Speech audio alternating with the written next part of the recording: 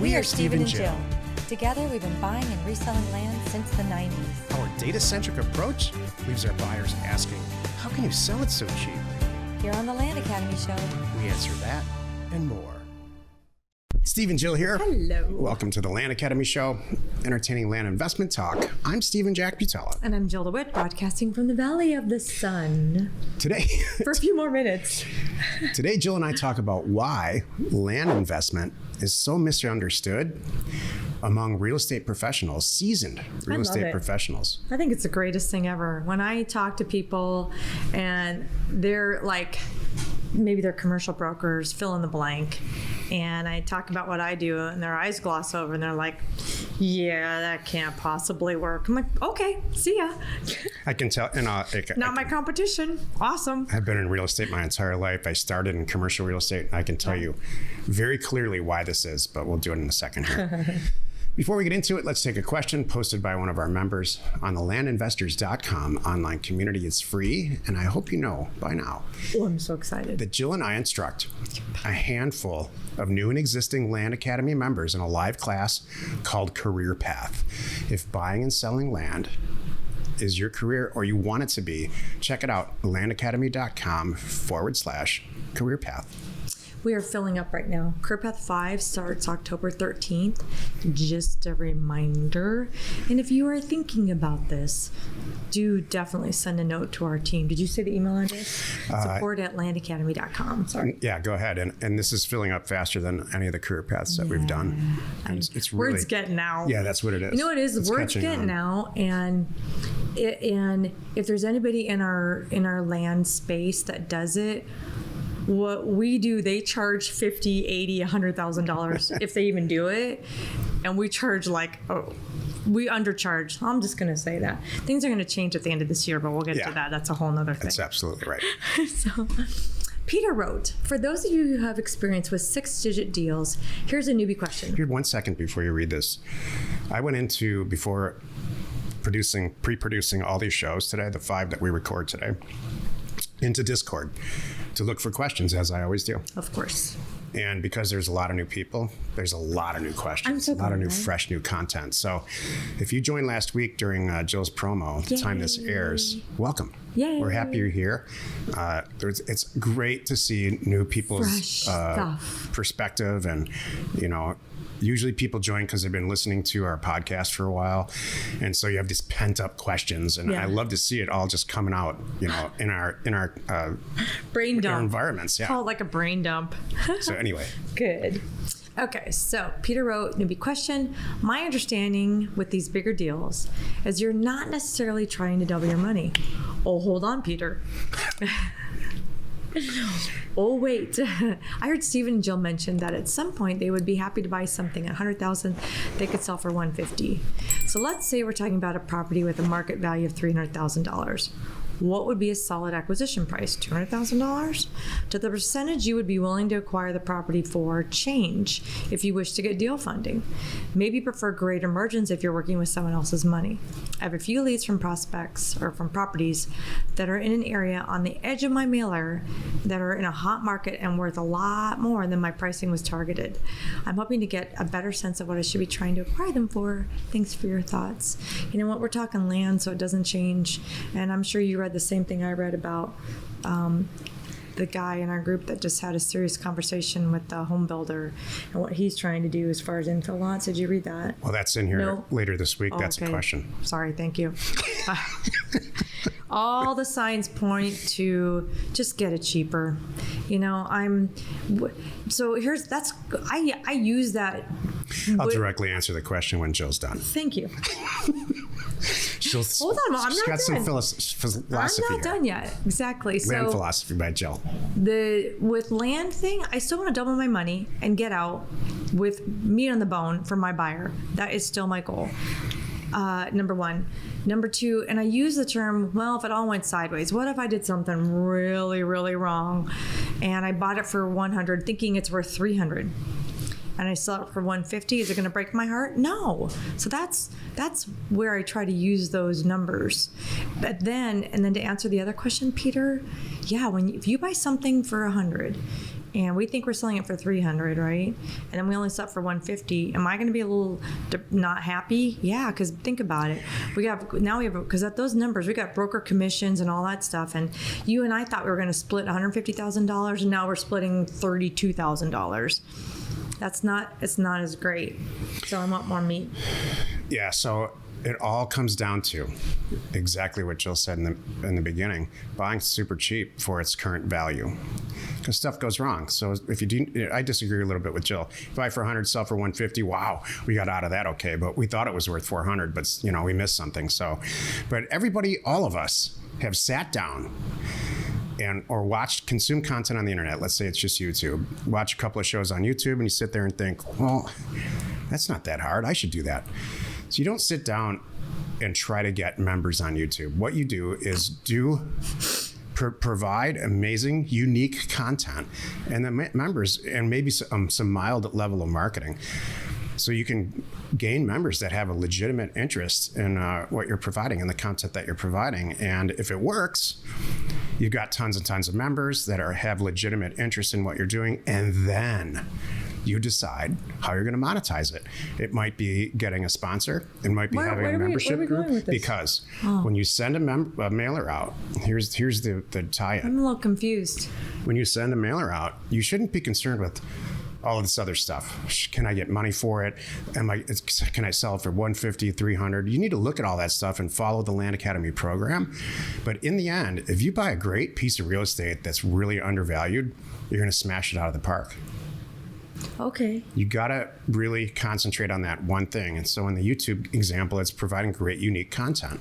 In our world, it's making sure you buy property that's really undervalued. It really comes down to one thing. I feel like that was a staff meeting for one. You know you what? Lost me. If you understood what I said, well, awesome. Yeah, but... Good for you. If you don't, call Jill. Here's her cell number. Oh, thanks. You went somewhere else. You kind of tied in a conversation we had earlier today. There's nothing wrong. Nothing wrong. No, I know. With That's buying true. a piece of property for $100,000 and selling it for $150. This is a huge topic. Everybody had something to say in Discord about this. Is it my favorite thing to do though? No, I really don't want it. If I'm going to sell it for $150, I want to buy it for $70. Well, let's say you find 5 great deals at $100,000. You get them all funded, deal funding, or other people in the group. So you've got $500,000 of well, this is a real life situation. So now you've got $500,000 placed. One deal does exactly what it's supposed to do. You generate $300. One deal you do fantastic on it. Buy for $100, sell for $500, and the rest of them, buy for $100, sell for $25, buy for $100, $175, and on and on and on. So the whole point is get a bunch of deals that are great, get them placed, and then let it see what happens. We're going to agree to disagree today. When you're new, you want to plan everything out because you're smart. You joined Land Academy. Right. Today's topic: why land investment is misunderstood. This is the meat of the show. Here's the old school concept of real estate that I was exposed to when I got involved in commercial real estate in the very early 90s. Buy a piece of property, usually off of the MLS. Really, in the end, with commercial real estate, it's because some broker called you and said, hey, I got this. It's not listed. It's a great deal. I know this guy. He's retiring. He's got this apartment building over here. He hasn't raised the rents for a lot of years. It's undervalued. I can get it for you for $1.5 million. Want to buy it? Want to buy it? Want to buy it? Want to buy it? Until you buy it. And then the concept is you take that theoretically undervalued property at $1.5 million, maybe kick everybody out, maybe put new appliances in, or basically clean up all the units, re-rent it out for more, and then sell it. And so that's an incredible way to leverage money and property, and it's an old school way. And there's a lot of overweight old men sitting around smoking a cigar and sipping a scotch somewhere, discussing all the ways that these young kids don't understand how to, because I used to do this. And so what's different about that, and there's nothing wrong with that, but that's the traditional old way. So that when you say to them, well, yeah, but I just bought this 100-acre piece of property for $180,000 and sold it for $400, and they scoff at that because because there's no leverage in it. They have all kinds of questions like, well, how did you know that was going to happen? Because they don't understand data. So that's the difference. That's the disconnect between old school cap rate buyers is that we are so buying property under its value that they're not familiar with that. They think that their innate reaction, their first reaction is something wrong. Why is the property flawed? When in reality, we all know. We bought it because somebody didn't want it anymore. Maybe they never wanted it. You know what's funny? It almost sounds like, you know how men, you know who you are. I'm talking to you. I'm going to talk to women in a second. Okay. And this is going to be this show's going to get canceled on iTunes. but you know what this sounds like? Sounds like, you know, when your wife says, but I just have a feeling. Your wife, girlfriend, fill in the blank, right? We all just say, but this just doesn't feel right to me. Or on the other side, like, we got to do this. I just have a feeling it's going to work out. And you shake your head going, well, I don't get it, but I do know that the last 10 times you came to me with this, we're batting 10 for 10. So I don't get it, but okay. No woman's ever said that. I said that to you. Well, except you. Okay, wait a minute. I do that. You actually have said that to me. I have said that to you. All right, go ahead. So now I like this. Okay, thank you.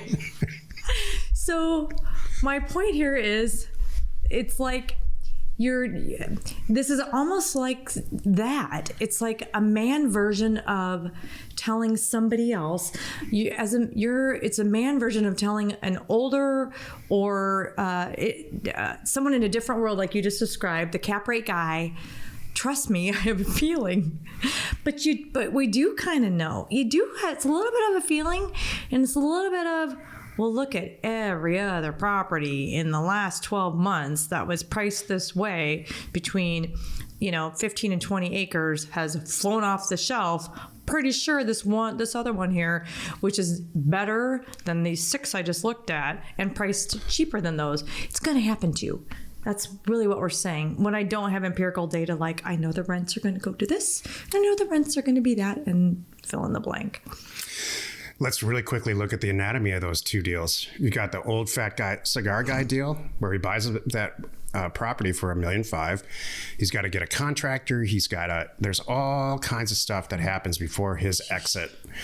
He has to improve the property, all kinds of get permits, and maybe in 1978, in 1978, that was maybe easier. I doubt it. I would argue it's probably harder because I agree, because there's no data. It's harder. Yeah. So and then your exit happens 1.5 years, 2 years later. We just bought a piece of property with a partner that we bought, and I think we bought it and closed it in 4 or 5 days and resold it in a week. That's my exit. So there's all kinds of arguments that these guys will, while they're taking a hit on that cigar, will make on why. Yeah, but you can't leverage your way up. You pay taxes. I don't. I 1031 exchange this. And they can have them. The fact is, I don't know, geez, we do now these days 50 to 80 deals a year. Many of our members do more than that and do very, very well financially with no stress. I wonder how many we really are doing. I think it's more than that. Sure feels like it.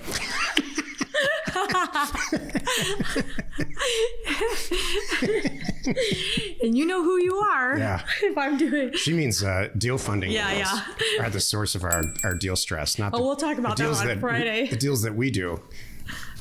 It's happy. Exactly. Did you cover what you want to cover? Mm-hmm. Thank you. Happy you could join us today. 5 days a week, you can find us here on the Land Academy Show. Tomorrow, the episode on the Land Academy Show is called How Many Blind Offers You Send is directly tied to your success. You are not alone in your real estate ambition. This is one of those things where, do we really need to talk about it? Well, back to today, I would like to hear your women. What was going to be your woman? Oh,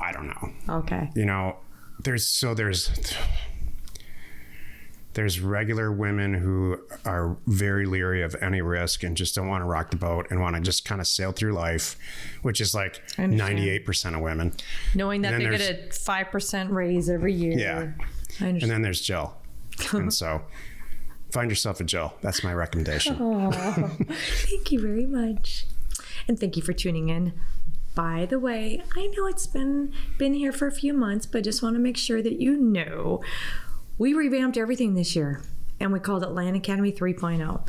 Those of you that just joined this week, I hope you are happily watching that, and that's where you want to start. If you talk to me on the phone, we talked about that. Start with Land Academy 3.0 for 2022. It's everything that we're doing right now today. And then when you come up for air from that, you can go back and watch all the other programs that you have. So is it 5 hours? For some reason, I thought it was more hours. Okay. So 5 hours, again, feels like more. The first one was like 18 hours. Oh, yeah. That's why it's 5's better. That's true. I mean, for the consumer, not for us. Exactly. Exactly.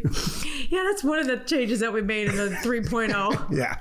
We don't make it so just get painful. to the point. Jeez, can you two please just get to the point and show us how to buy us cheap land? Exactly. It was funny. I got a message from somebody today that just joined yesterday, and they're already on module 7. And I'm like, hold on a moment.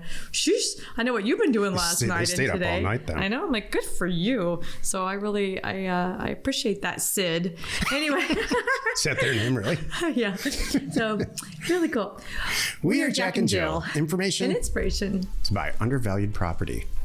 We hope you found our content valuable, and we appreciate your support. If you have not already, please check out our channel and hit the subscribe button. And your comments and suggestions help us to create the content you're here for. Hitting the like button helps to support our channel's algorithm and gauge your interest for future shows.